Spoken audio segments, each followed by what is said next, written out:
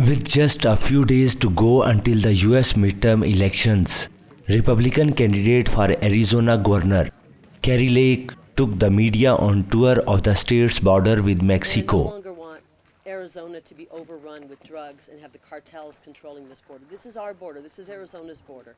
This is not the cartels and the narco-terrorist border.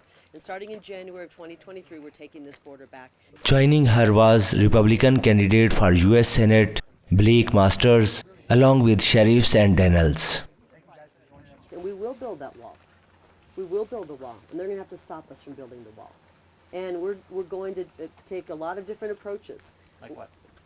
Well, we're going to actually suspend environmental rules on the border until we can get, as an emergency, until we can make sure we have protection on our border. We're going to make sure that we protect the people in Arizona, first and foremost. And so we're going to, because it's going to be an emergency, a lot of things will be suspended so we can protect that border without having to worry about stepping on a cricket or a bug that the environmentalists are concerned about. Is what we deal with here. We've seen the death, we've seen the tragedy, we've seen the quality of life eroded here in our county due to the fact is we don't have a secure border. What you see behind us here, Kari, and everybody looks directly behind us here, where it goes up, you'll see the S snaking upside the mountain. This was part of President Trump's plan to extend the border, the 31 foot. All this material in front of me here was all material going up here. President Biden stopped that border construction, stopped this border, froze it in time since he took office 20 months ago. So we have infrastructure that's not complete. We have holes in the fence behind us. As a result, the cartels have victimized this county, have victimized this country, having an open border. The former news anchor emphasized the need for border security and talked about her plans to slow down illegal immigration. She said her first step is finishing what former President Donald Trump started. And I know the people of Arizona. I know them very well. I've been talking to them for the last 500 plus days. I've been in their homes for practically 30 years. And I understand them. They will never vote for a twice convicted racist like Katie Hobbs. They will never vote for someone like Katie Hobbs, who is for an open border, who every chance she had to vote to make sure our border was secure voted against that.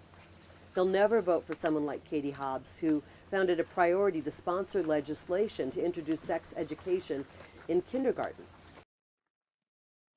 Candidate Blake Masters echoed many of the same talking points while calling out his Democratic opponent Mark Kelly. Look, we need to overhaul our legal immigration system in this country, but that's not even a conversation to have until we secure this border, until we stop the absolute glut of illegal immigration coming in. We're talking 300,000 illegals cross this border every single month. Mark Kelly and Joe Biden have helped the drug cartel traffic more than 4.5 million human beings into our country in the last 20 months. I'm just so disappointed in this guy, right? He promised to be an independent. He promised he would secure the border 2 years ago. Well, he's failed to do it. Now, just today he said, hey, the border's a mess. That's an understatement of the century, right? The border is far more than a mess. It is an absolute disaster.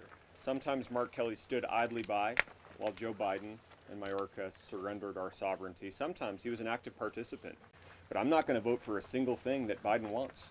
Not a single piece of funding, not a continuing resolution, not a single appointee, unless and until he agrees to give us some border security, right? This is leverage that Mark Kelly has had, by the way.